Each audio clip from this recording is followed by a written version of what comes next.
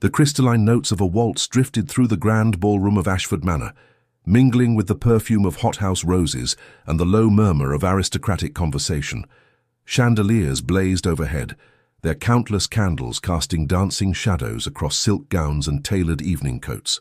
It was the kind of evening where fortunes were whispered about in corners, where reputations could be made or shattered with a single glance, and where the rigid rules of society held sway over every breath, every step, every carefully measured word. Vivian Caldwell stood near the marble colonnade that separated the ballroom from the terrace, her gloved hands clasped loosely before her. The emerald silk of her gown caught the candlelight in waves, making her appear almost ethereal against the cream-colored walls.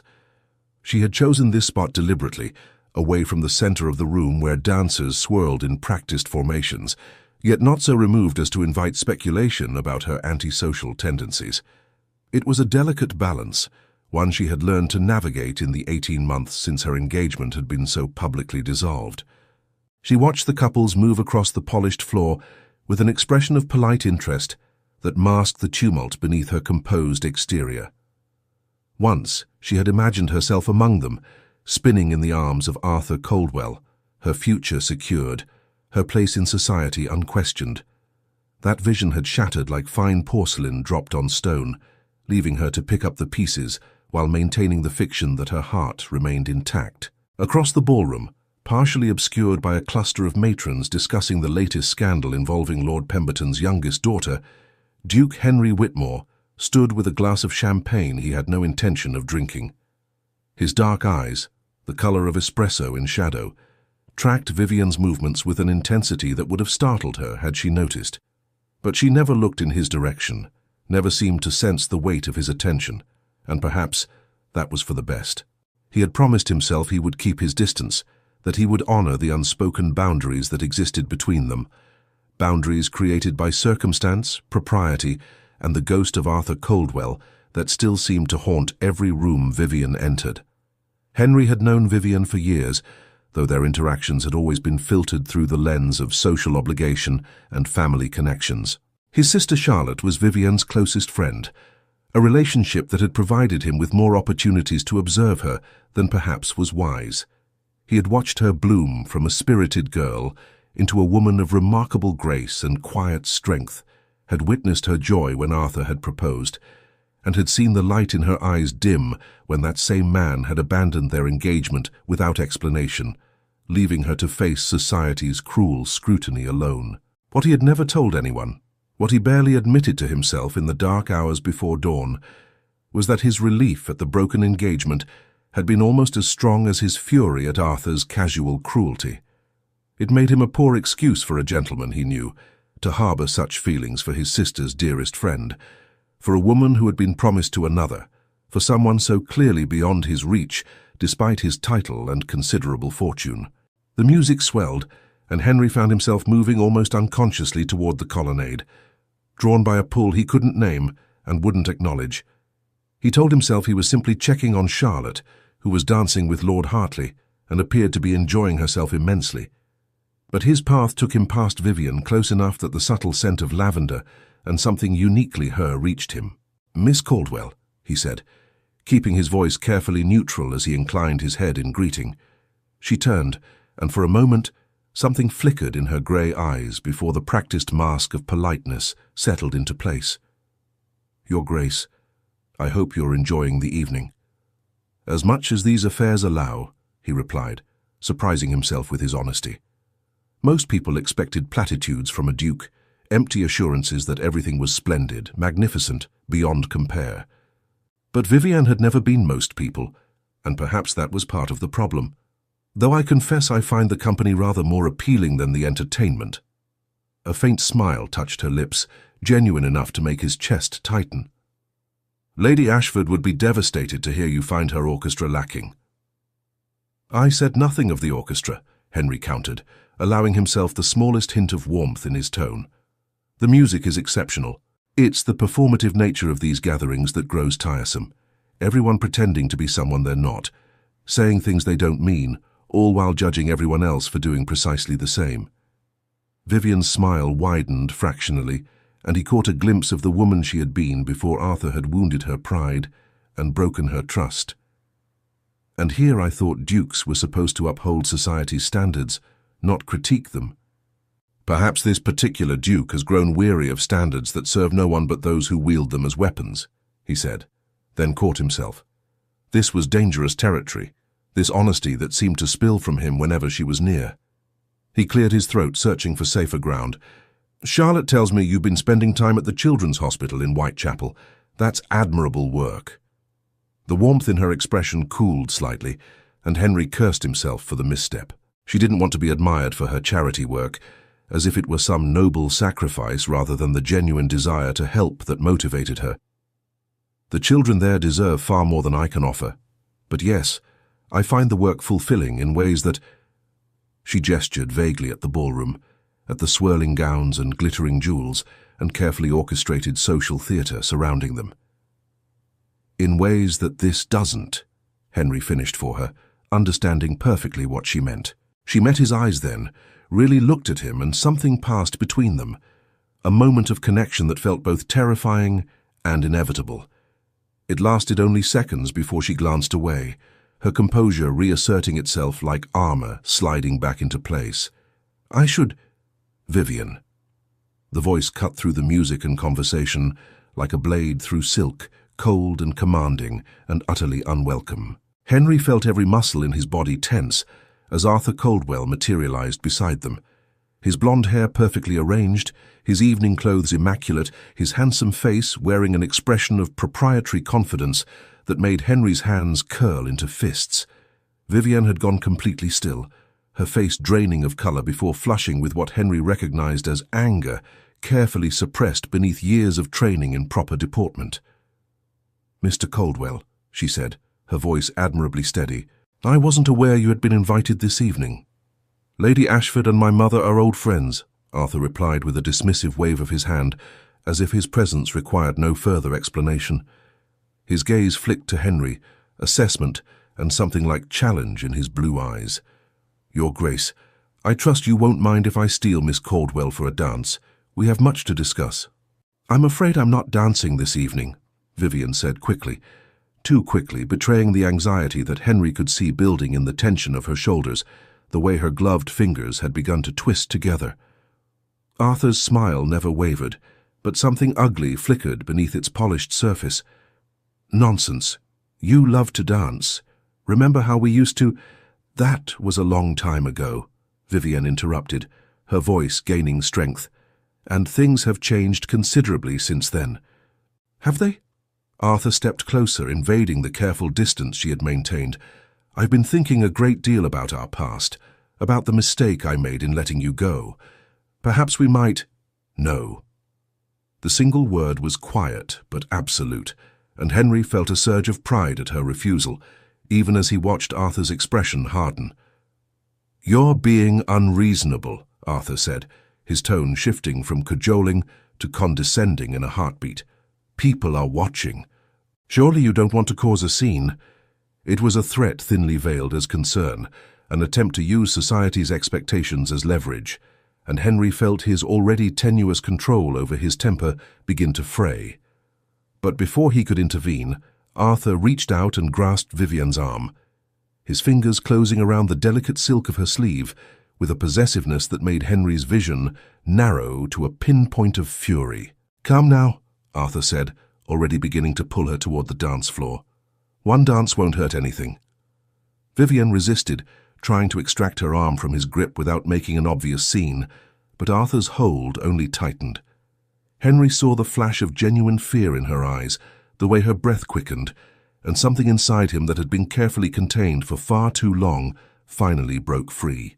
He moved without conscious thought, closing the distance between them in 3 swift strides, his hand clamping down on Arthur's shoulder with enough force to make the younger man stumble. "Take your hands off that lady, sir," Henry said, his voice low and deadly calm, the kind of quiet that preceded storms. The music didn't stop, but nearby conversations faltered as heads began to turn. Arthur released Vivian's arm, spinning to face Henry with outrage coloring his features. "This is none of your concern, Whitmore. "You laid hands on a woman who clearly did not wish to be touched," Henry replied, each word precisely enunciated, controlled fury evident in every syllable. "That makes it everyone's concern, but particularly mine." Arthur's jaw clenched, his hands balling into fists at his sides. "She's being dramatic. We were engaged, for God's sake."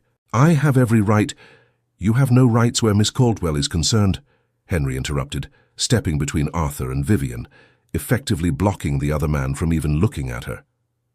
"Your engagement was dissolved. That gives you precisely nothing except the memory of your own poor judgment." The ballroom had grown noticeably quieter now, though the orchestra gamely continued playing. Henry could feel dozens of eyes upon them, could sense the gossip already beginning to spread like wildfire through dried grass, but he found he didn't care. All that mattered was the woman standing behind him, the rapid sound of her breathing, the knowledge that Arthur had frightened her and that he, Henry, had the power to end this. Arthur's face had gone red, whether from embarrassment or anger, Henry couldn't tell and didn't particularly care to discern. "You're making a spectacle," Arthur hissed. "Over nothing. She's—" "Choose your next words very carefully," Henry warned, his voice dropping even lower, taking on the aristocratic authority that 3 generations of dukes had wielded before him. "Because whatever you say next will determine whether you leave this ballroom on your feet or on a stretcher." It wasn't an idle threat, and Arthur was intelligent enough to recognize that. Henry stood 4 inches taller and had spent years learning to box at Gentleman Jackson's, while Arthur was built for drawing rooms and card tables. More importantly, Arthur could read in Henry's eyes the absolute willingness to throw away propriety, title, and reputation if it meant protecting Vivian from further humiliation. "This isn't over," Arthur said finally, the words a weak attempt at salvaging his dignity. "Yes," Henry replied flatly. "It is." They stood there for another heartbeat, tension crackling in the air between them, before Arthur finally turned and stalked toward the exit, his departure followed by a wave of whispers that Henry knew would reach every drawing room in London by tomorrow afternoon. He didn't move until Arthur had disappeared through the ballroom doors, didn't allow himself to relax even fractionally until he was certain the threat had passed. Only then did he turn to face Vivian, and what he saw in her expression made his heart constrict painfully in his chest. She was looking at him with a mixture of gratitude, shock, and something else he didn't dare name, her grey eyes bright with unshed tears that she was valiantly refusing to let fall. "Your Grace," she said softly, her voice trembling slightly despite her obvious efforts to control it. "You didn't have to—" "Yes," he interrupted gently. "I did." She shook her head, glancing around at the assembled guests who were still watching them with undisguised curiosity. "You've made yourself the subject of scandal. For me, people will talk about this for weeks." "Let them talk," Henry said, surprised by how little the prospect bothered him. "Their opinions matter far less than they believe." "But your reputation—" "My reputation can withstand a great deal more than defending a woman from an unwanted advance," he assured her. "And even if it couldn't, I would make the same choice again without hesitation." Something shifted in her expression, a crack appearing in the careful facade she had maintained for so long. "Why?" she asked, the single word laden with a vulnerability that made him want to pull her into his arms and promise that no one would ever hurt her again. Instead, he offered her his arm, the proper gesture of a gentleman, even if his motivations were anything but proper. "Because you deserve to be protected, Miss Caldwell. Because Arthur Caldwell is a fool who threw away something precious and doesn't deserve a second chance. And because—" He paused, aware that he was approaching dangerous territory again, that honesty would only complicate an already complicated situation. "Because I couldn't stand by and watch him treat you with such disrespect."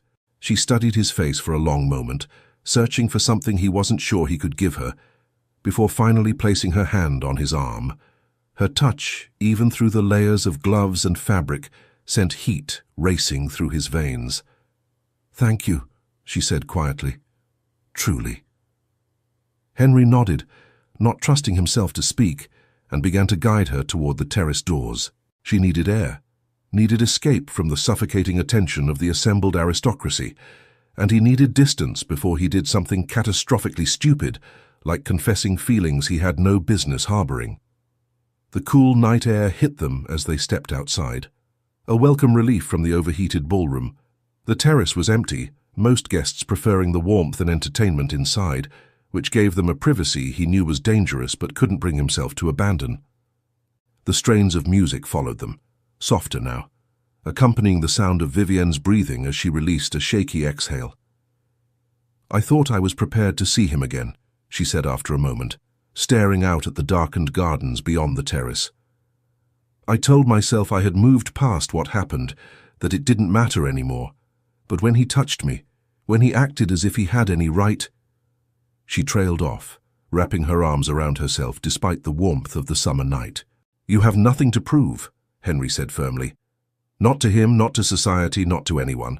Arthur's behavior tonight only confirms what I've long suspected, that breaking your engagement was the best thing that could have happened to you, even if the circumstances were painful." She turned to look at him, and in the moonlight she was breathtaking in a way that had nothing to do with her physical beauty, and everything to do with the strength he could see in her bearing, the resilience that had allowed her to survive what should have destroyed her. "You've always been kind to me," she said softly. "Even when we barely knew each other, even when I was promised to someone else, you were unfailingly courteous. I never understood why. Because I was half in love with you even then," Henry thought but didn't say. "Because watching you marry Arthur would have been torture, but I would have endured it if it meant you were happy. Because every conversation with you, no matter how brief, felt like coming home." "You made it easy," he said instead, the partial truth all he could safely offer. "You've always been genuine in a world that values pretense above almost everything else. That's a rare quality, Miss Caldwell." "Vivian," she corrected, taking him by surprise. "After what happened tonight, I think we can dispense with excessive formality. You've earned that much, at least." His name on her lips would be dangerous, Henry knew.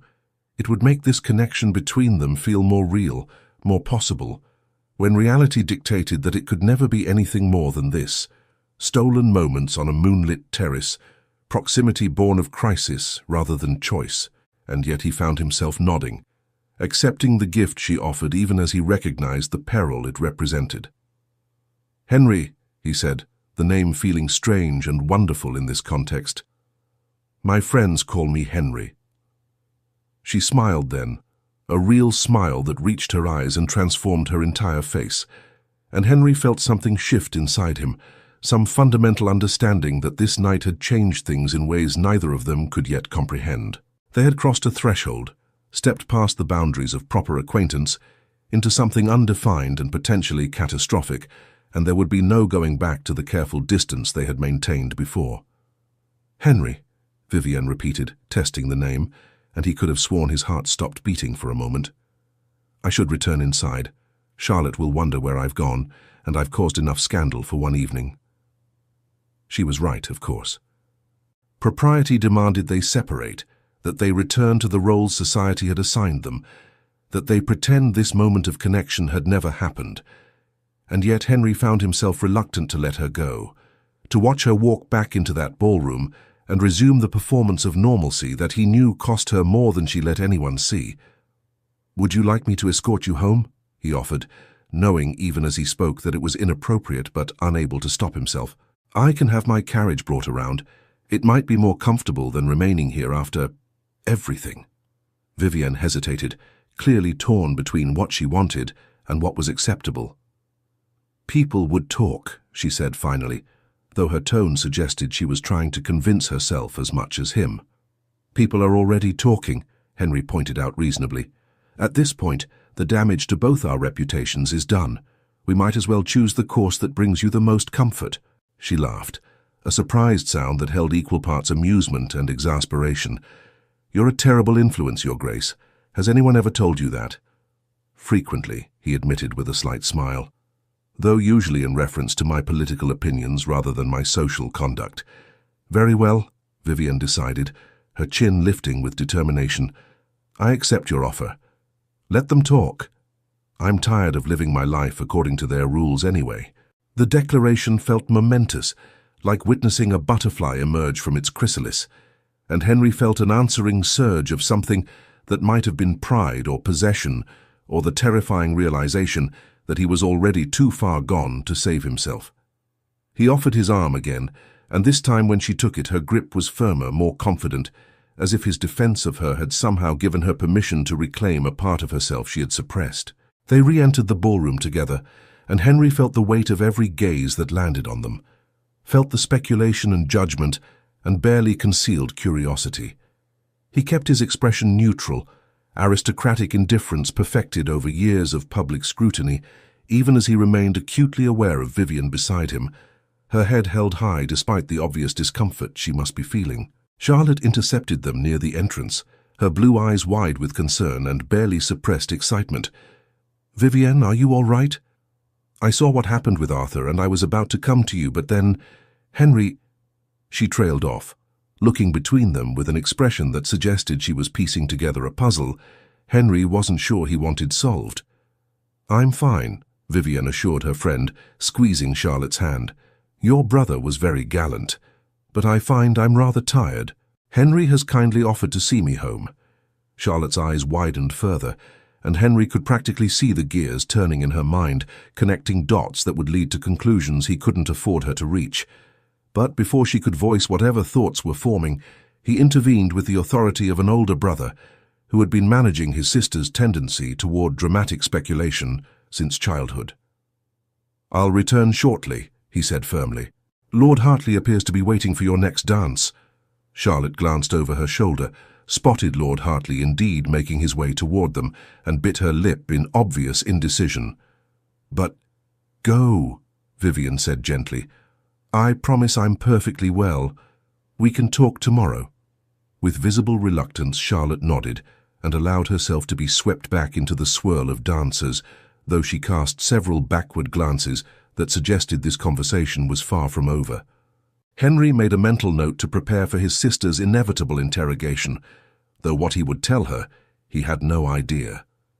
The truth was complicated, dangerous, and entirely unsuitable for sharing. The ride to Vivian's townhouse was accomplished in relative silence, both of them seemingly content to avoid discussing the evening's events until they had the privacy to process what had happened. Henry's carriage was comfortable, well-appointed, and entirely too intimate for the proximity in which they found themselves. He could hear every breath she took, could sense the residual tension in her posture, could feel the weight of unspoken words hanging between them like morning mist.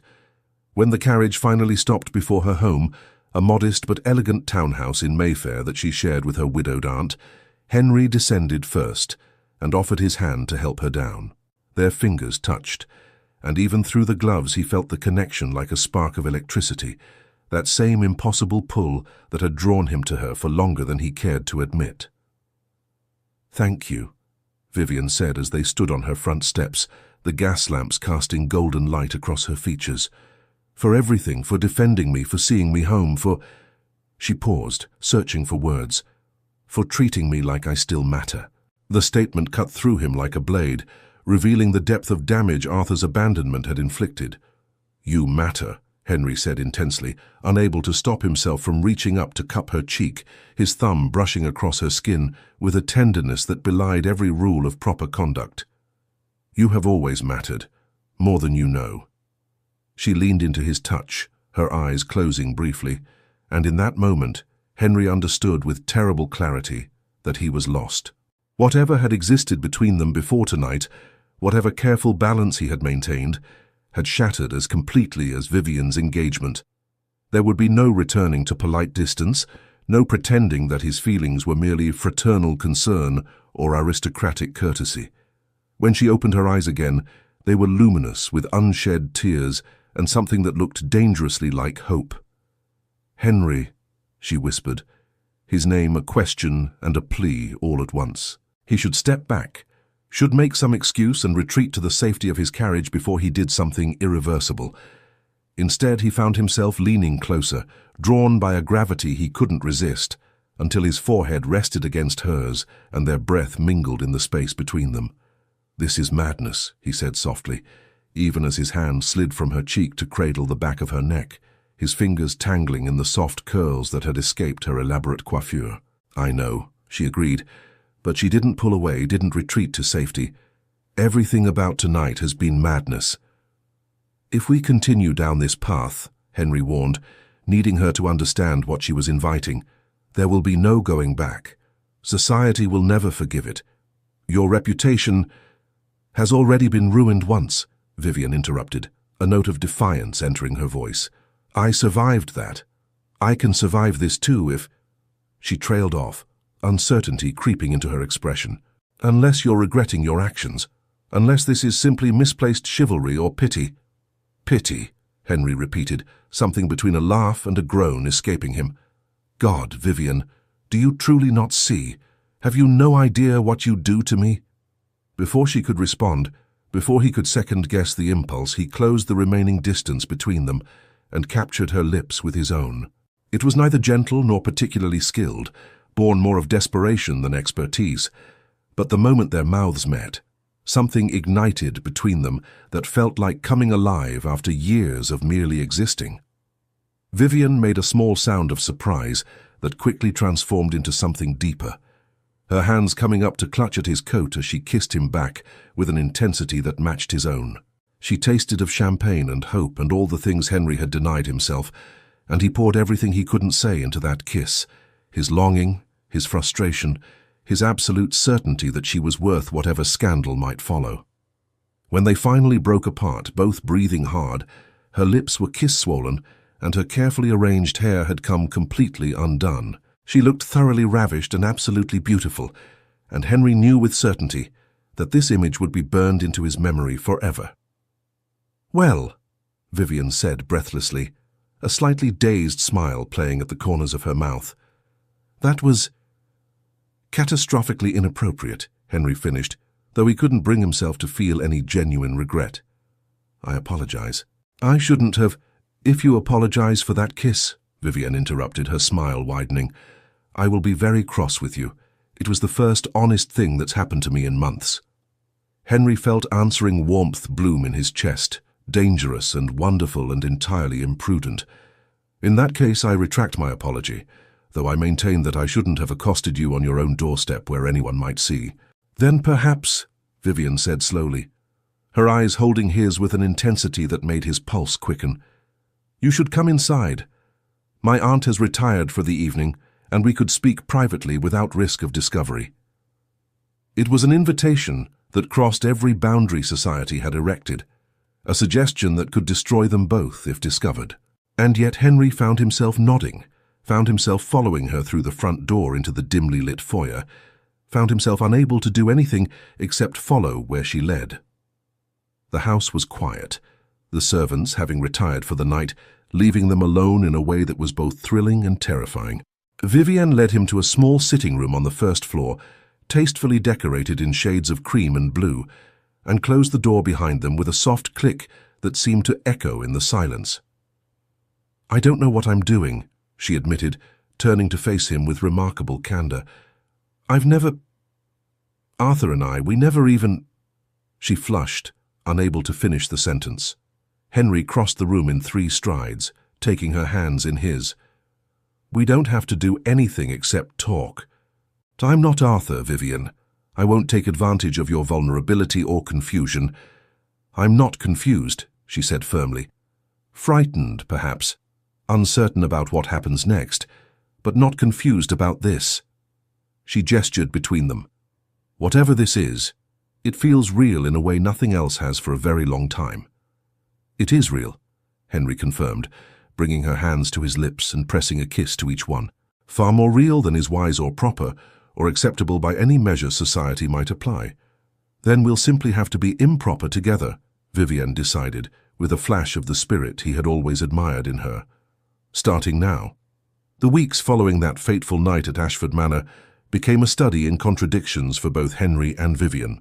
By day, they maintained the careful pretense of propriety that society demanded, their interactions limited to chance encounters at social gatherings and carefully chaperoned visits facilitated by Charlotte's friendship. But beneath the surface of respectability, something fundamental had shifted between them, a current of connection that grew stronger with each stolen glance, each seemingly innocent conversation laden with unspoken meaning. Henry found himself accepting invitations to events he would have previously declined, his attendance motivated entirely by the possibility of seeing Vivian. He told himself he was being discreet, that no one would notice the pattern in his suddenly expanded social calendar. But Charlotte's knowing looks suggested otherwise. His sister had inherited their late mother's keen observation skills and their father's tendency toward blunt inquiry, a combination that made her both an invaluable ally and a dangerous liability. "You're playing with fire," Charlotte warned him one afternoon as they took tea in his study, rain pattering against the windows in a steady rhythm that matched his increasingly agitated thoughts. "The entire ton is already speculating about your defense of Vivian at the ball. If you continue to seek her out so obviously, people will draw conclusions." "Let them draw whatever conclusions they wish," Henry replied, setting down his teacup with more force than necessary. The delicate china rattled in protest, much like his nerves these days. "I'm tired of living my life according to the dictates of people whose opinions I neither value nor respect." Charlotte studied him with an intensity that made him uncomfortable, her blue eyes, so like their mother's, seeming to peer directly into his soul. "You care for her," she said finally. And it wasn't a question. "Truly care for her, I mean. This isn't simply about defending her from Arthur or championing her against society's judgment." Henry considered denying it, considered retreating behind the aristocratic reserve that had served him well throughout his life, but found he couldn't lie to his sister. Not about this. "I've cared for her for longer than I should admit," he confessed, the words feeling both liberating and terrifying. "But nothing can come of it, Charlotte. She was engaged to Arthur. The scandal of that dissolution still clings to her reputation. If I were to court her now so soon after their broken engagement, society would eviscerate her. They would say she was the cause of the dissolution, that she had been carrying on with me all along, that she's a fortune hunter who traded up from a mere mister to a duke."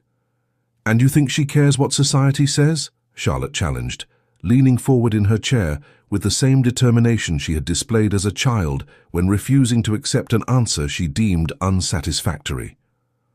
"Vivian has already survived their worst judgments. She's proven herself stronger than their cruelty. Perhaps what she needs isn't protection from scandal, but someone willing to stand beside her regardless of the consequences." The words struck something deep within Henry, a truth he had been avoiding because acknowledging it meant accepting the risk that terrified him most, not the risk to his own reputation, which he had meant what he said about not caring, but the risk of failing her, of making things worse rather than better, of his devotion becoming the instrument of her further destruction. "I won't be the cause of more pain for her," he said firmly. "She deserves better than that." "Then perhaps you should let her decide what she deserves," Charlotte suggested, rising to leave with a rustle of skirts. She paused at the door, looking back at him with an expression that blended sympathy and exasperation in equal measure. "We're hosting a dinner party next week. Vivian will be there along with Lord and Lady Pemberton, the Hartleys, and a few others. It will be intimate enough for actual conversation, but public enough to maintain appearances. Use the opportunity wisely, Henry. Or don't use it at all, but stop this torture of hovering at the edges of her life while refusing to truly enter it." After Charlotte departed, Henry sat alone in his study, staring at the rain-washed windows without really seeing them. His sister's words echoed in his mind, challenging assumptions he had made about protection and propriety, about what Vivian truly needed versus what he had decided she should have. The truth, uncomfortable as it was to acknowledge, was that he had been acting out of his own fear rather than her best interests. He had convinced himself that distance was noble, that restraint demonstrated respect, but perhaps it was simply cowardice dressed in gentleman's clothing. Perhaps Charlotte was right, and what Vivian truly deserved was honesty, agency, the ability to make her own choices about her life, rather than having men, whether Arthur or himself, decide for her what was best. Meanwhile, in her townhouse across Mayfair, Vivian sat in her private sitting room, with a book she had been pretending to read for the better part of an hour. The words blurred together on the page, meaningless symbols that couldn't compete with the memories that had taken up permanent residence in her thoughts. She could still feel the pressure of Henry's lips against hers, could still recall the way his hands had cradled her face with such tenderness, could still hear the rough timbre of his voice when he had said she mattered. No one had made her feel like she mattered in a very long time. Certainly not Arthur, who had treated their engagement as a business arrangement that could be dissolved when a better opportunity presented itself. Not society, which had judged her harshly for the crime of being abandoned, while simultaneously pitying her as if she were a broken thing in need of repair. Not even her well-meaning aunt, who loved her but viewed her as a cautionary tale, a warning about the dangers of trusting one's heart to the wrong man.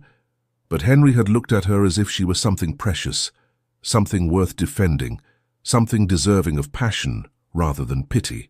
And then, in the weeks since that night, he had seemed to retreat behind walls of propriety that felt almost as confining as Arthur's absence had been. She saw him at social gatherings, of course. London's aristocratic circles were too small to avoid anyone for long, but their interactions had become stilted, overly formal, stripped of the honesty that had characterized their conversation on the terrace. He would bow, she would curtsy. They would exchange pleasantries about the weather or some inconsequential bit of gossip, and then he would make some excuse to move along to another conversation. It was agony masquerading as manners, and Vivian found herself growing increasingly frustrated with the game they were forced to play. "You're brooding again," her Aunt Beatrice observed from her chair by the window, setting aside her embroidery with a knowing look. "You've been staring at that same page for 20 minutes. Either the book is exceptionally boring or your mind is elsewhere." Vivian closed the book with a sigh, abandoning all pretense of reading. "I'm simply tired of London," she lied, or perhaps half-lied, since she was indeed tired of many aspects of her life in the city. "Perhaps we should consider spending the rest of the season at the cottage in Bath." Beatrice raised an eyebrow, her expression skeptical. "You've never expressed any desire to leave London mid-season before. This wouldn't have anything to do with a certain duke, would it?" Heat flooded Vivian's cheeks, betraying her before she could even attempt a denial. "I don't know what you mean." "My dear child," Beatrice said with the indulgent tone of someone who had seen far too much of life to be deceived by transparent evasions, "I may be old, but I'm neither blind nor stupid. The way you and the Duke of Whitmore look at each other could set draperies ablaze. Half of London has noticed, which means all of London will be discussing it by next week." Vivian's stomach sank. She had thought they were being careful, that their stolen glances and carefully neutral conversations were maintaining the fiction of mere acquaintance. But if her aunt, who rarely attended social events and spent most of her time at home with her needlework and novels, had noticed something, then they had been far less subtle than she believed. "There's nothing to discuss," Vivian said firmly, trying to convince herself as much as her aunt. "The Duke was kind to me at a moment when I needed kindness. That's all." "If you say so," Beatrice replied, her tone suggesting she believed nothing of the sort. "Though I would point out that kindness and the look I saw in his eyes when he defended you from that dreadful Coldwell boy are two entirely different things. The Duke, my dear, is a man besotted. The question is what you intend to do about it." Before Vivian could formulate a response or decide whether she even wanted to try, a knock at the front door interrupted their conversation. Moments later, their butler appeared with a silver salver, bearing a cream-colored envelope addressed in Charlotte's distinctive handwriting. Vivian opened it with hands that trembled slightly, though whether from anticipation or anxiety she couldn't have said. Inside was an invitation to an intimate dinner party at the Whitmore townhouse the following week, the guest list small enough to be intriguing and large enough to be respectable. "Charlotte has invited me to dinner," she said, passing the invitation to her aunt for inspection. Beatrice examined it with the practiced eye of someone who had navigated society's complexities for 5 decades. "A dinner party at the Duke's residence with you as a guest," she mused. "That's rather pointed, isn't it? Lady Charlotte is making a statement about your respectability, your place in her inner circle. It's a vote of confidence that will not go unnoticed." Vivian hadn't considered that angle, had been too focused on the prospect of spending an evening in Henry's home, of seeing him in his own element rather than the neutral territory of someone else's ballroom. But her aunt was right. Charlotte's invitation was strategic, a public declaration of support that would force society to reconsider its judgment of Vivian or risk insulting one of the most powerful families in England. "I should decline," Vivian said, even as every fibre of her being rebelled against the idea. "It will only fuel speculation." "Nonsense," Beatrice declared, returning the invitation with a decisive nod. "You'll accept, and you'll wear that emerald gown that makes your eyes look like storm clouds.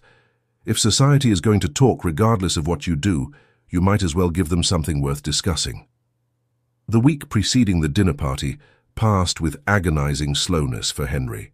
He threw himself into his duties in Parliament, debating agricultural reform with a passion that surprised his colleagues, anything to distract himself from the knowledge that Vivienne would soon be under his roof, sitting at his table, close enough to touch if he dared to abandon all pretense of propriety. Charlotte had planned the seating arrangements with her characteristic attention to detail and her less characteristic sense of mischief. Vivienne would be seated to Henry's right at dinner, the position of honor traditionally reserved for the most important female guest. It was a statement, a declaration that Vivienne Caldwell deserved respect, regardless of her broken engagement, and Henry both blessed and cursed his sister for her audacity. The evening of the dinner party arrived with unseasonable warmth, summer asserting itself despite the calendar's insistence that autumn was approaching. Henry found himself changing his cravat 3 times, much to his valet's barely concealed amusement, before finally settling on a simple but elegant arrangement that wouldn't draw undue attention, but wouldn't disgrace him either. "You look very fine, Your Grace," his valet observed, with the familiarity of someone who had served the family for 30 years. "The lady will be impressed." Henry shot him a sharp look. "I'm not dressing to impress anyone, Martin. It's simply a dinner party." "Of course, Your Grace," Martin agreed, his tone suggesting he believed nothing of the sort. "Will that be all?" Dismissed, Henry made his way downstairs to find Charlotte already receiving their first guests in the drawing room. She looked radiant in a gown of pale blue silk, her blonde hair arranged in an elaborate style that probably took her maid 2 hours to perfect. When she saw him, her smile widened in a way that made him instantly suspicious. "You look nervous," she observed once the first guests had been greeted and were engaged in conversation among themselves. "Should I be concerned that you'll say something inappropriate over the soup course?" "I'm perfectly composed," Henry lied, "though I question the wisdom of your seating arrangements. People will read far too much into Vivienne's placement at my right hand." "Good," Charlotte replied without a hint of remorse. "Let them read into it. Let them see that the Duke of Whitmore considers Miss Caldwell worthy of the highest honor. Let them choke on their judgment and their gossip while they're at it." Before Henry could respond to this declaration of social warfare, the butler announced new arrivals, and suddenly Vivienne was there, standing in the doorway like something from a dream. She wore emerald silk that brought out the grey-green of her eyes, her dark hair arranged to show the elegant column of her neck, and Henry felt his carefully maintained composure crumble like sand castles before the tide. Their eyes met across the room, and the noise of conversation seemed to fade into insignificance. He could see the flutter of her pulse at the base of her throat, could read the mixture of apprehension and something warmer in her expression, could feel the pull of connection that had only grown stronger with their enforced distance. Charlotte nudged him none too gently in the ribs. "Go greet your guest, brother." "So are you planning to simply stare at her all evening like a besotted schoolboy?" Henry moved forward, willing his expression into something resembling aristocratic neutrality, even as every instinct screamed at him to cross the room in 3 strides and pull her into his arms. "Miss Caldwell," he said, bowing over her hand with perfect correctness.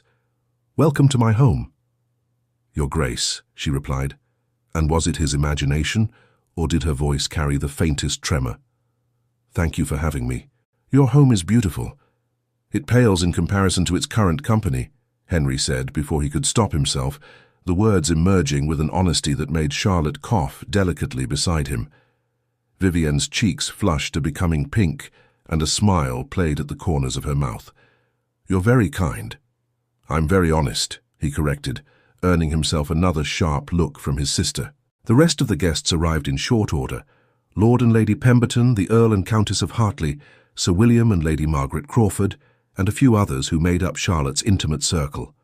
They were all people Henry knew and generally trusted, which he supposed was his sister's point. This wasn't a performance for hostile observers, but rather a gathering among friends, A safe space where perhaps he and Vivienne could simply be themselves without the weight of society's constant scrutiny. Dinner was announced, and Henry offered his arm to Vivienne, with all the ceremony due to the guest of honor. She placed her hand on his sleeve, and even through the layers of clothing, he felt the contact like a brand. They processed into the dining room, a space Henry had always found rather cold and formal, with its long mahogany table and heavy burgundy drapes, but somehow Vivienne's presence transformed it into something warmer, more intimate. The meal progressed through its various courses with the kind of lively conversation that marked Charlotte's best gatherings. She had a gift for bringing together interesting people and facilitating discussions that ranged from politics to literature to the latest scientific discoveries, all while ensuring no one dominated the conversation or was left feeling excluded.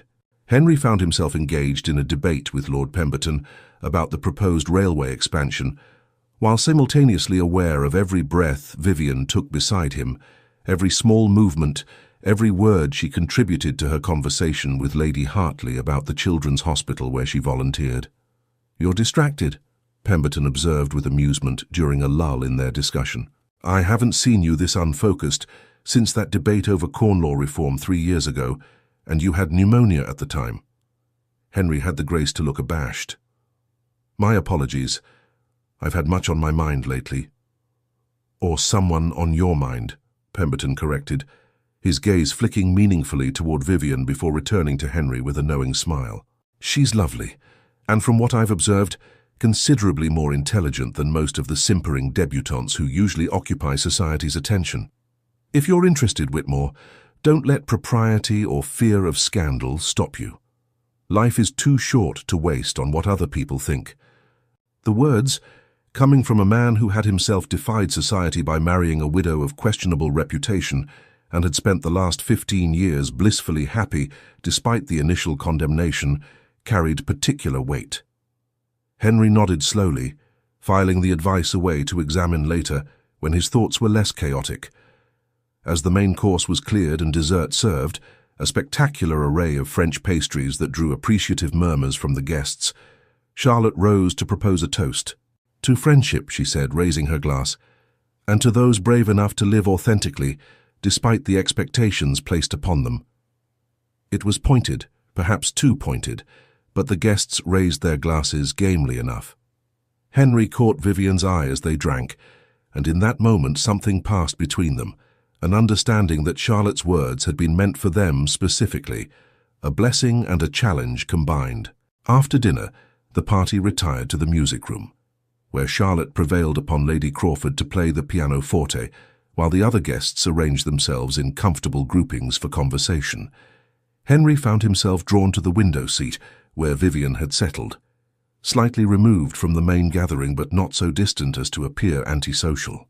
"May I join you?" he asked, even though every rule of propriety suggested he should circulate among all his guests rather than monopolizing one.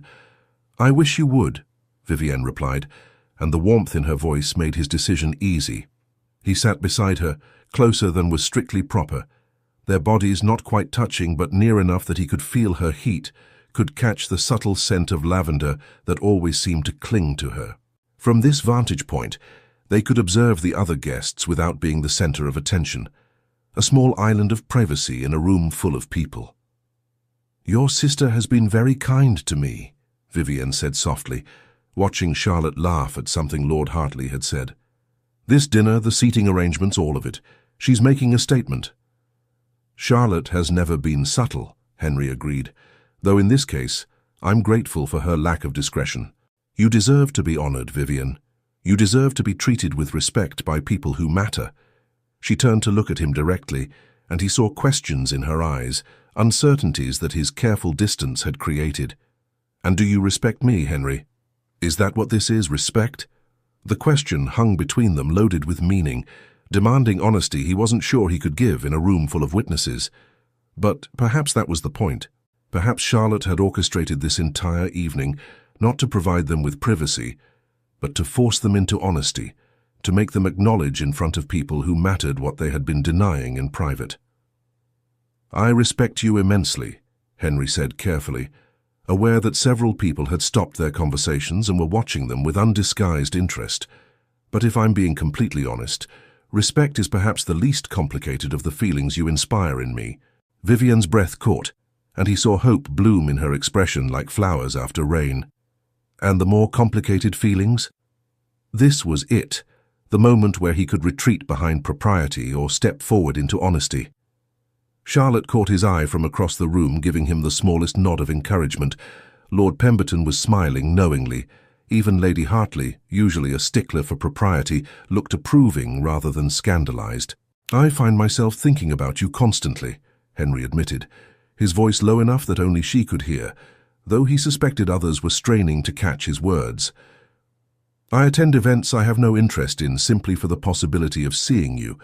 I lie awake at night replaying our conversations, wondering what you're thinking, whether you remember that night on your doorstep with the same mix of wonder and terror that I do." "Terror?" Vivian echoed, something like hurt flickering across her features. "Terror that I'll fail you," Henry clarified quickly, "that my feelings will become another burden you have to carry, another scandal you have to survive, that I'll hurt you the way Arthur did, even though the thought of causing you pain is unbearable." Vivian reached out and took his hand, right there in front of everyone, a gesture of shocking intimacy that made several guests gasp audibly. "You're not Arthur," she said firmly, "and I'm not some fragile thing that will shatter under scrutiny. I've already survived the worst society can throw at me. The question isn't whether I can withstand scandal, but whether you're willing to risk it, whether what you feel is strong enough to justify the consequences." Henry looked down at their joined hands, at the way her fingers threaded through his with perfect naturalness, and felt something settle in his chest, a certainty that had been building since the moment he'd defended her from Arthur's unwanted advances. "It's strong enough," he said, and even though his voice was quiet, it carried through the room with absolute conviction. "I care for you, Vivian. I have cared for you for longer than I should probably admit. And I'm done pretending that propriety matters more than honesty, that society's judgment is more important than the possibility of happiness." The music had stopped, Lady Crawford's hands frozen above the keys. Every conversation had ceased, every eye in the room fixed on them with varying degrees of surprise, approval, and in a few cases, delighted satisfaction. Charlotte looked particularly triumphant, as if she had orchestrated this exact outcome through careful manipulation of circumstances. "Well," Charlotte said into the ringing silence, her voice bright with barely suppressed glee, "I believe we've just witnessed a declaration. Someone should probably say something profound or at least toast to it." Lord Pemberton raised his glass immediately. "To honesty," he declared, "and to those brave enough to pursue happiness despite the obstacles in their path." The other guests echoed the sentiment, raising their glasses in a show of support that made Henry's throat tighten with unexpected emotion. He had expected judgment, condemnation, at least a few disapproving looks. Instead, he found acceptance, encouragement, the goodwill of friends who apparently valued genuine feeling over artificial propriety. Vivian squeezed his hand, her eyes bright with unshed tears that seemed to be equal parts joy and relief. "You mean it?" she asked softly. "You're truly willing to face whatever comes?" "With you beside me," Henry confirmed, "I'm willing to face anything."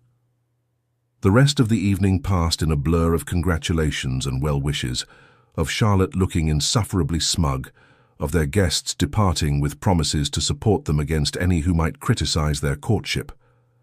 By the time the last carriage had departed, and only Charlotte, Vivian, and Henry remained in the now quiet drawing room, Henry felt simultaneously exhausted and more alive than he had in years. "I should go," Vivian said reluctantly, though she made no move to actually leave. "My aunt will worry." "I'll escort you home," Henry offered immediately. "It's late and I won't have you traveling alone." Charlotte yawned dramatically, though her eyes sparkled with mischief. "I'm completely exhausted from playing hostess. I believe I'll retire immediately and won't notice at all if my brother's return is somewhat delayed. Good night, Vivian. Henry." She swept from the room before either of them could respond, leaving them alone in a way that was technically improper but felt inevitable. Henry stood and offered his hand to help Vivian rise, and when she placed her palm against his, he couldn't resist bringing it to his lips for a kiss that lingered longer than strictly appropriate. "Your sister is incorrigible," Vivian observed, but she was smiling. "My sister is brilliant," Henry corrected, "though I'll deny saying so if you ever tell her." The carriage ride to Vivian's townhouse was different from that first night after the ball. Then, they had been tentative, uncertain, afraid to name what existed between them. Now, with his public declaration still ringing in the air, they sat close together on the bench seat, his arm around her shoulders, her head resting against his chest in a position that felt both natural and absolutely right. "What happens now?" Vivian asked, as the carriage rumbled through London's gas-lit streets. "You've declared yourself publicly, which means there's no taking it back. Tomorrow all of London will know that the Duke of Whitmore is courting the woman whose engagement was so recently dissolved." "Let them know," Henry said firmly. "Let them gossip and speculate and judge. I'm done living my life according to their rules." "But your position in Parliament, your reputation, will survive," Henry interrupted.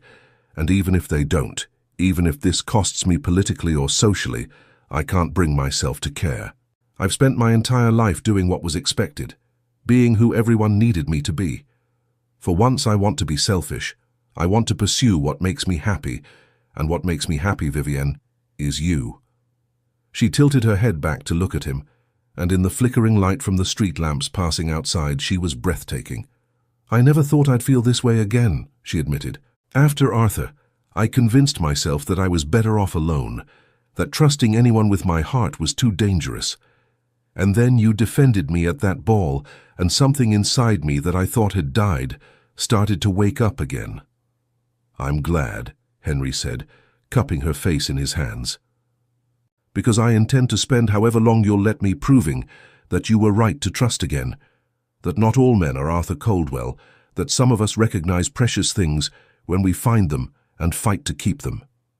"However long I'll let you," Vivian echoed, a smile playing at the corners of her mouth. "Henry, I think you're rather stuck with me now. After tonight's very public declaration, you can't possibly back out without looking like a complete cad." "Then it's fortunate," Henry murmured, leaning closer, "that I have no intention of backing out." He kissed her again, slower this time, savoring rather than claiming. She melted against him with a soft sound of contentment, her arms winding around his neck, and Henry thought that he could happily spend the rest of his life exactly like this, with Vivian in his arms and the future spreading before them like an unwritten story waiting to be told. The carriage stopped too soon, delivering them to her townhouse far sooner than either would have preferred. Henry helped her down, and they stood on her front steps much as they had weeks ago, though everything had changed between then and now. "Come calling tomorrow," Vivienne said, not a question but a command. "In the afternoon, with flowers. Let's do this properly, with all the courtship rituals society demands." "Even though we've rather done things backwards?" Henry asked with amusement. "Especially because we've done things backwards," Vivienne replied. "I want those rituals, Henry. I want the flowers and the calls and the carefully chaperoned walks in the park. I want everything Arthur never gave me because he viewed our engagement as a business arrangement rather than a romance." "Then you shall have it all," Henry promised. "Though I warn you, I'm quite terrible at poetry. Charlotte will mock me mercilessly." "I don't need poetry," Vivienne assured him. "I just need honesty. And you." He kissed her once more, properly this time, aware that they were standing in full view of any passing carriages or curious neighbors. Let them see, he thought. Let them witness the beginning of something that refused to hide in shadows or apologize for existing. When he finally climbed back into his carriage for the short ride home, Henry felt lighter than he had in years, as if acknowledging his feelings had somehow freed him from a weight he hadn't fully recognized he'd been carrying. The future was uncertain, scandal was probable, and society's judgment was guaranteed. But none of that mattered because for the first time in his carefully orchestrated life, he was choosing passion over propriety, happiness over duty, love over fear. And if that made him a fool by society's standards, then he would be the happiest fool in London. The scandal, when it broke, was even more spectacular than Henry had anticipated. By the morning following Charlotte's dinner party, Every drawing room in Mayfair buzzed with news of the Duke of Whitmore's shocking declaration. The gossip columns seized upon the story with ravenous delight, painting it as everything from a great romance to a calculated social climbing scheme, depending on which publication one read and how charitable they felt toward either party. Henry discovered the extent of the furor when his secretary arrived at breakfast with an armful of newspapers and invitations, his expression hovering somewhere between concern and barely suppressed panic. "Your Grace," Mr. Pemberton said, no relation to Lord Pemberton, though the coincidence had provided amusement over the years. "I'm afraid the Morning Post has been rather overwhelming." Henry set down his coffee and accepted the stack of correspondence with resignation. The top invitation was from Lady Ashford, requesting his presence at her next soirée with a postscript that heavily implied his attendance without Miss Caldwell would be considered a grave insult. The second was from the Dowager Duchess of Somerset, one of society's most formidable arbiters of taste, expressing her approval of his choice and offering Vivienne her patronage. The third was from Lord Ashworth, suggesting they discuss Henry's continued involvement in the Agricultural Reform Committee, given his recent preoccupations with personal matters. "Ah," Henry said mildly, setting the letters aside. "So it begins. There's also this," his secretary added reluctantly, producing a newspaper folded to display a particularly vicious gossip column.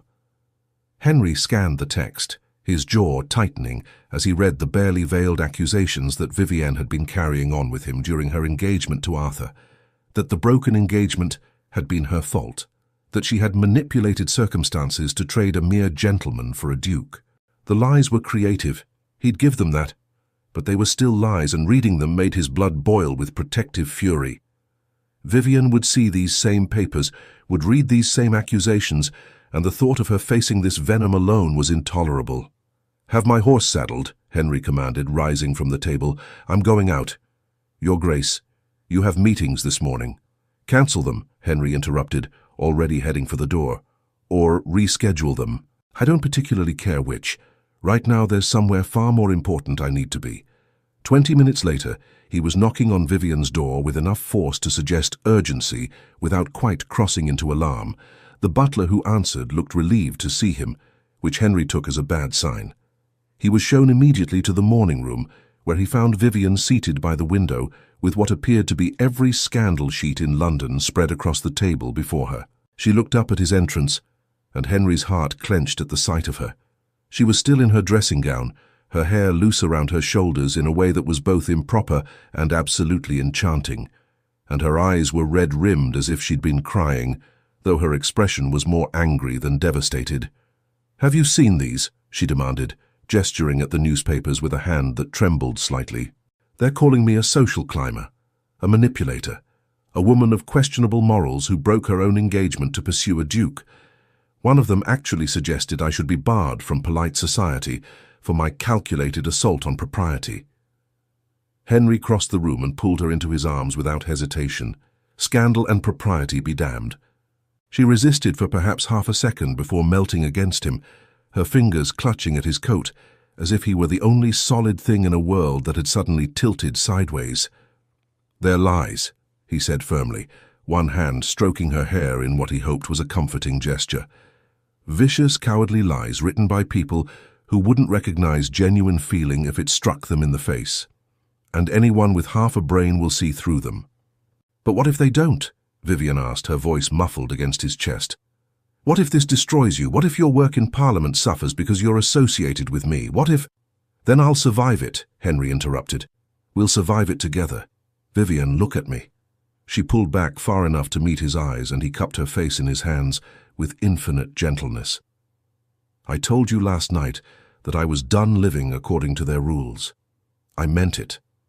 These people, these gossips and scandal-mongers, they have no power over us unless we give it to them. So we won't give it. We'll hold our heads high, we'll continue exactly as we planned, and we'll show them that love, real, honest love, is stronger than their judgment." "Love?" Vivienne echoed, her eyes widening. "Henry, we haven't— You've never— I love you," he said, the words coming easily now that he'd finally allowed himself to speak them. I think I've loved you for years, if I'm being completely honest.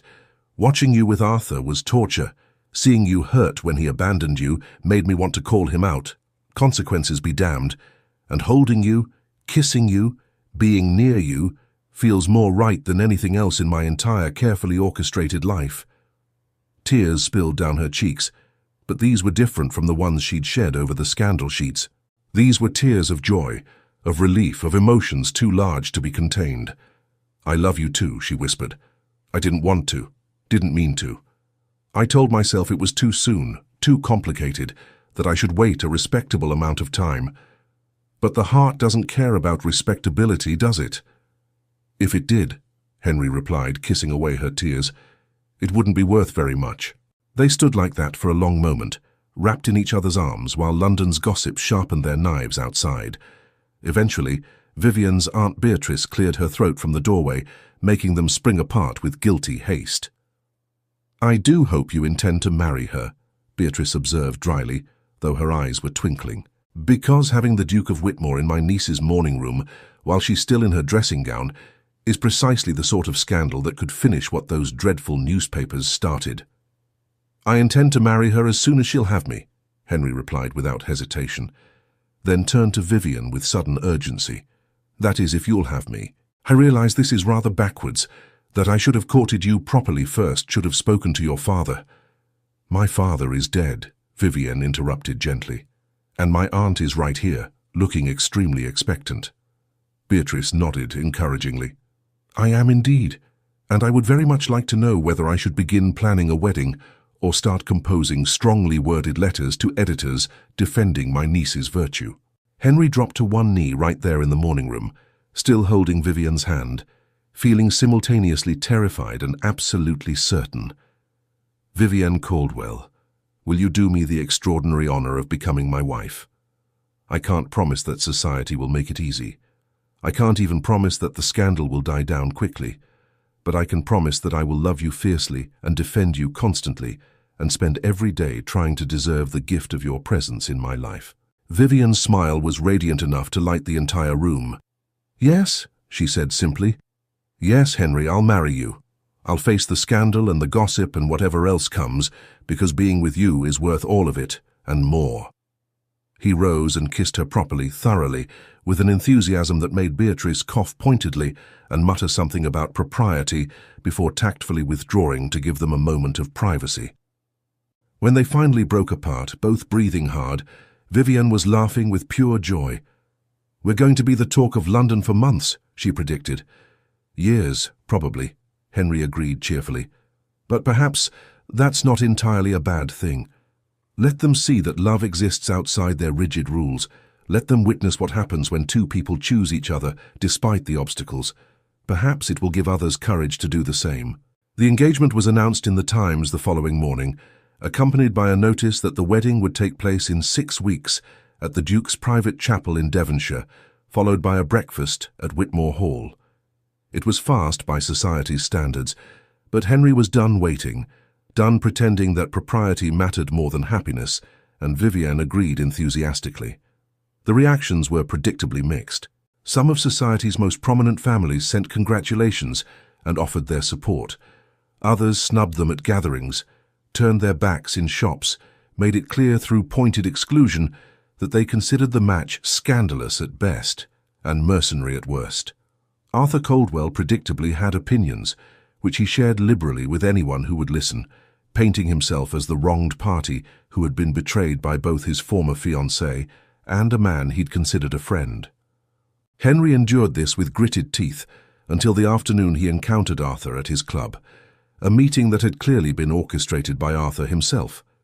The younger man approached with false bonhomie, drink in hand, surrounded by a cluster of gentlemen who seemed eager for entertainment. Whitmore, Arthur said loudly enough to draw attention from surrounding groups. Congratulations on your engagement. I do hope Vivian proves more faithful to you than she was to me. The implication was clear, the insult obvious, and Henry felt rage sweep through him like wildfire. But he forced himself to remain calm, to respond with the cutting precision that aristocratic breeding and years of parliamentary debate had taught him. I'm surprised you're concerned about faithfulness, Coldwell, Henry replied coolly, his voice carrying through the sudden silence that had fallen over the room. Given that you demonstrated none when you broke your engagement without explanation, leaving Miss Caldwell to face society's judgment alone. But then, you never did understand the concept of honor, did you? Arthur's face reddened. How dare you? How dare I? Henry interrupted, taking a step closer, using his superior height to intimidating effect. How dare I defend a woman you treated abominably? How dare I call out a coward who attacks from safety rather than facing the consequences of his own poor choices? You want to know what really happened, Coldwell? You want the truth that everyone here is too polite to say to your face? The room had gone completely silent now, every man present watching with rapt attention. Henry knew he was crossing lines that couldn't be uncrossed, but he was beyond caring. Arthur had pushed too far, had insulted Vivian once too often, and it was time someone spoke the truth publicly. You broke your engagement because you received a better offer, Henry continued, his voice hard and cold. The daughter of that merchant you were courting, the one with the substantial dowry that would have cleared your father's debts. You threw aside a woman of character and grace for money, which tells everyone here exactly what kind of man you are. So don't you dare stand there and imply that Vivian was anything less than completely honorable. She deserves better than you could ever be, which is why she's marrying me instead. Arthur looked as if he might actually throw a punch, his fists clenched at his sides, his face purple with rage. But he was also aware of the audience, aware that violence would only confirm everything Henry had just said, and after a long, tense moment, he turned and stalked from the room without another word. The silence that followed was broken by Lord Pemberton, who had been sitting nearby and witnessed the entire exchange. Well said, Whitmore, he declared, raising his glass. It's about time someone called that pompous ass out for his behavior. Several other men echoed the sentiment, and Henry felt some of the tension drain from his shoulders. He had made an enemy today, but he had also made a point, and perhaps more importantly, he had defended Vivian's honor in a way that couldn't be ignored or dismissed. By tomorrow, every drawing room in London would know the truth about Arthur's broken engagement, and maybe, just maybe, society would finally stop blaming Vivian for circumstances beyond her control. When he arrived at Vivian's townhouse that evening for dinner, a properly chaperoned affair with Beatrice in attendance, he found her waiting in the drawing room with an expression that suggested she had already heard about the confrontation. You challenged Arthur at your club, she said without preamble, in front of half the aristocracy. I defended you at my club, Henry corrected. There's a difference. Vivian crossed to him and took his hands in hers, her expression serious. Henry, you can't keep fighting my battles for me. I'm strong enough to weather their gossip, to endure their judgment. I know you are, he interrupted gently. You're the strongest person I've ever met. But that doesn't mean you should have to face everything alone. That's what partners do, Vivian. We fight for each other, defend each other, stand together against whatever comes. And if that means occasionally putting pompous asses like Arthur Coldwell in their place, then so be it. A smile tugged at her lips despite her obvious attempt to remain stern. You're incorrigible. I'm in love, Henry corrected, and I'm done pretending that means anything less than complete devotion and unwavering support.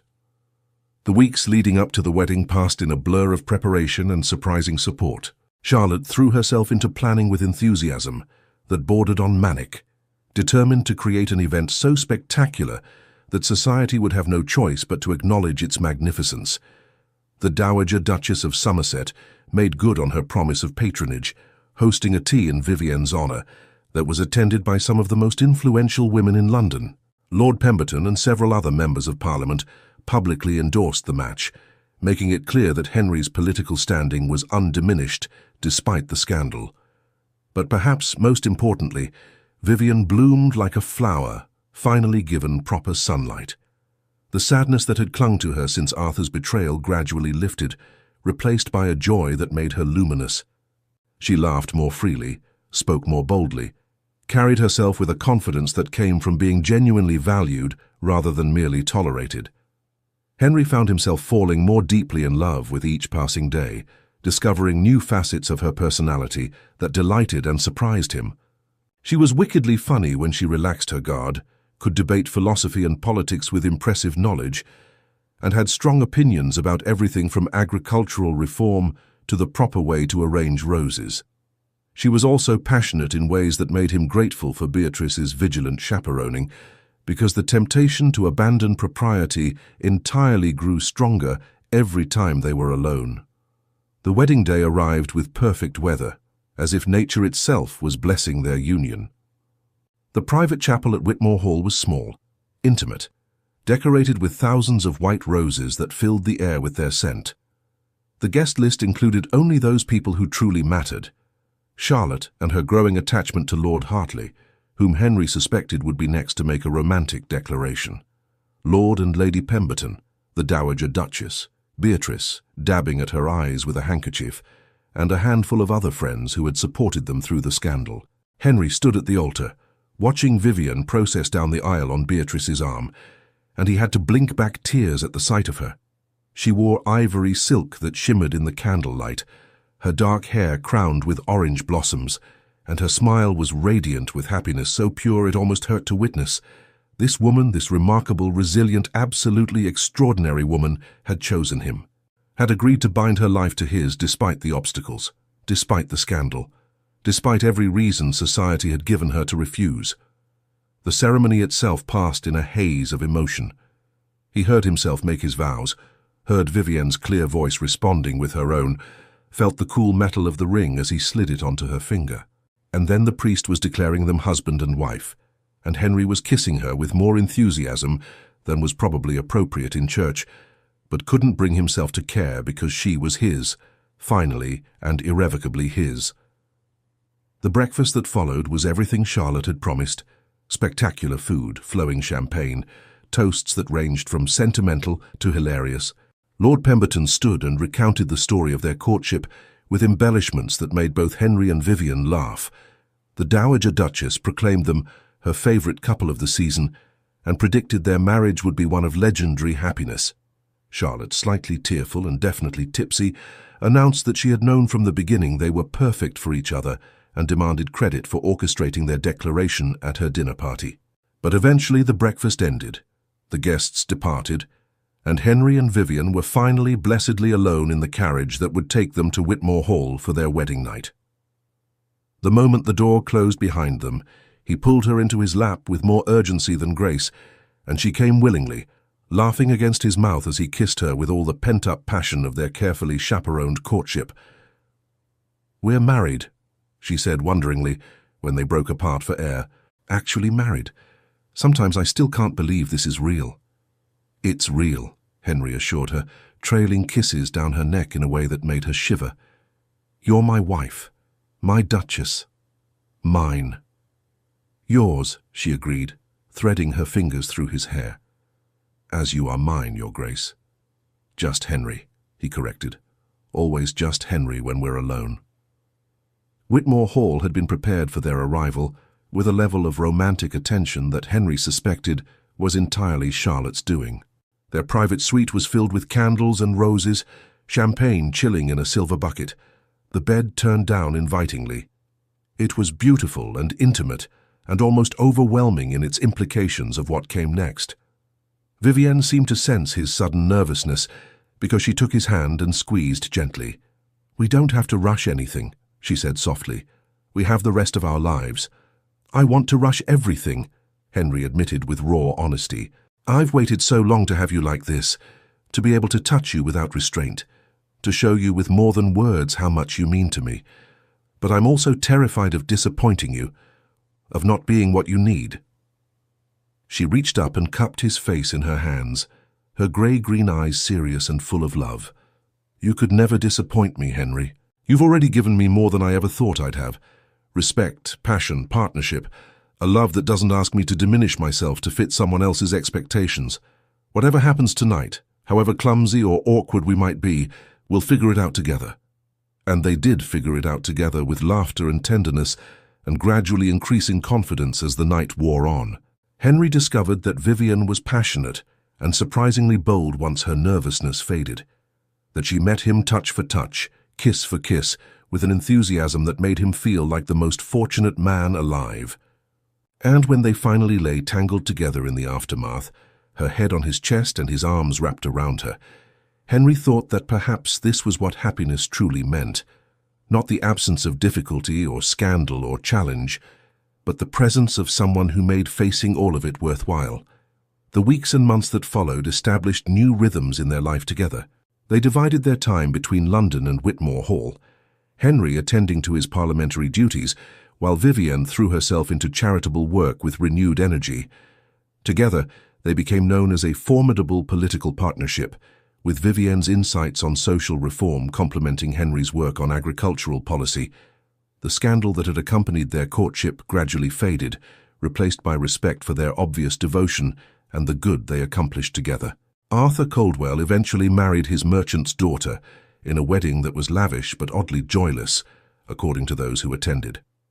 He and Henry never spoke again, their enmity settling into cold distance rather than hot conflict. Vivienne occasionally saw his wife at social gatherings and reported that the young woman looked progressively more unhappy, which made Vivienne grateful all over again for the bullet she had dodged. Charlotte did eventually marry Lord Hartley, in a wedding that rivaled Henry and Vivienne's in romance if not quite in scandal. She claimed credit for Henry's happiness at every possible opportunity and extracted promises that they would name their first daughter after her, which both Henry and Vivienne agreed to with amusement and genuine affection. On their first anniversary, Henry woke to find Vivienne already awake beside him, propped on one elbow and watching him with an expression of such contentment that it made his chest tight with emotion. "Good morning, husband," she said softly, trailing her fingers along his jaw. "Good morning, wife," he replied, catching her hand and kissing her palm. "What are you thinking about so seriously?"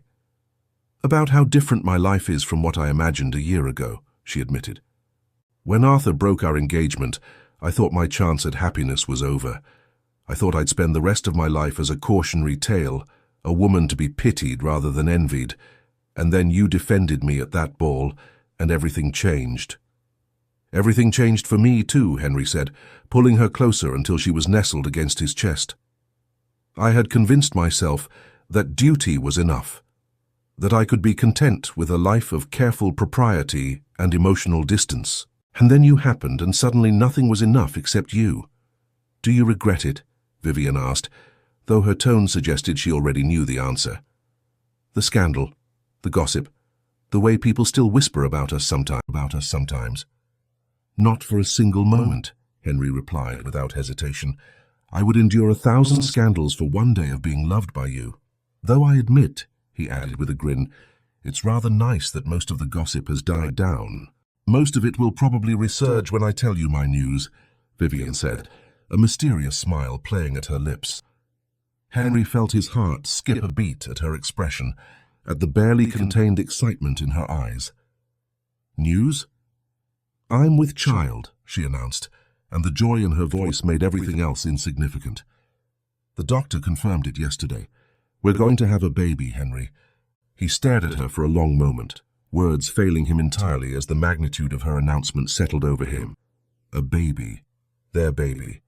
A child created from love rather than duty, from passion rather than convenience. He was going to be a father, and Vivienne was going to be a mother, and somehow their scandalous love story was producing new life and new hope and new possibilities. "Say something," Vivienne urged, anxiety creeping into her expression when his silence stretched too long. "Please tell me you're happy about this." "Happy doesn't even begin to cover it," Henry managed finally, his voice thick with emotion. He pulled her into a kiss that tried to communicate everything he couldn't put into words, his joy, his gratitude, his absolute wonder that this woman had chosen him, had married him, had given him a love he hadn't known he was missing until he found it. When they finally broke apart, both laughing and crying simultaneously, Henry pressed his hand to her still flat stomach with reverence. "Thank you," he said softly, "for this, for loving me, for being brave enough to risk scandal and judgment for the possibility of happiness. You've given me more than I ever deserved." "We gave each other everything," Vivienne corrected, covering his hand with her own.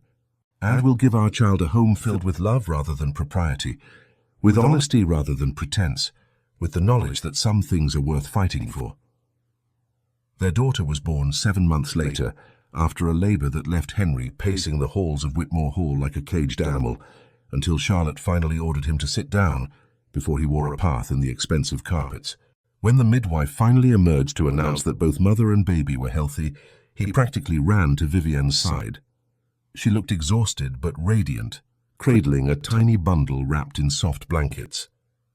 "Meet your daughter, Henry," she said softly, and when she pulled back the blanket to reveal the baby's face, Henry felt his heart expand in ways he hadn't known were possible.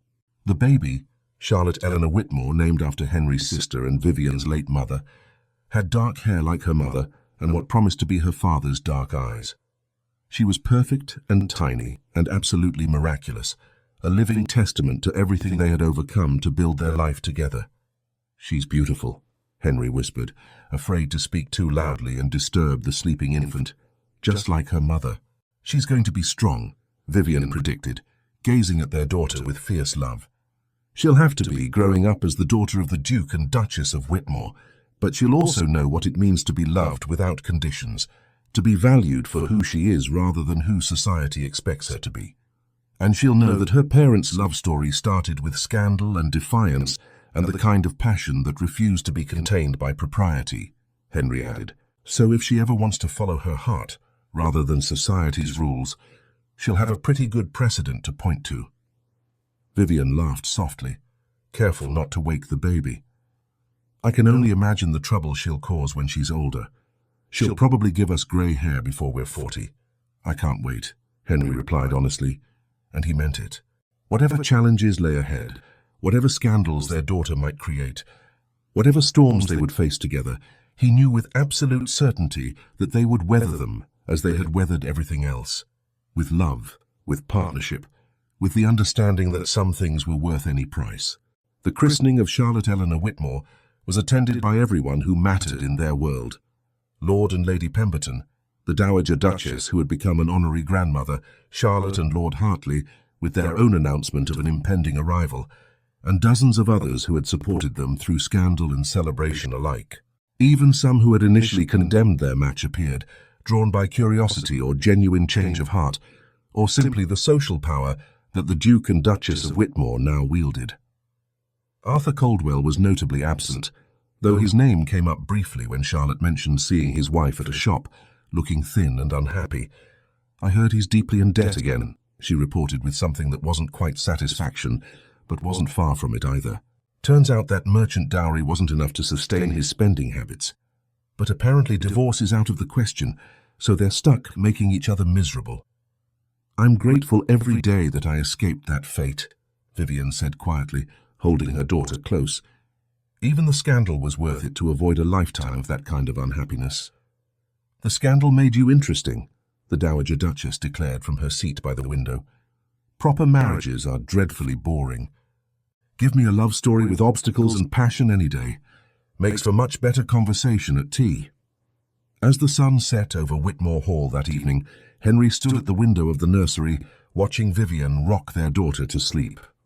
The scene was so perfectly domestic, so achingly beautiful, that he had to commit it to memory.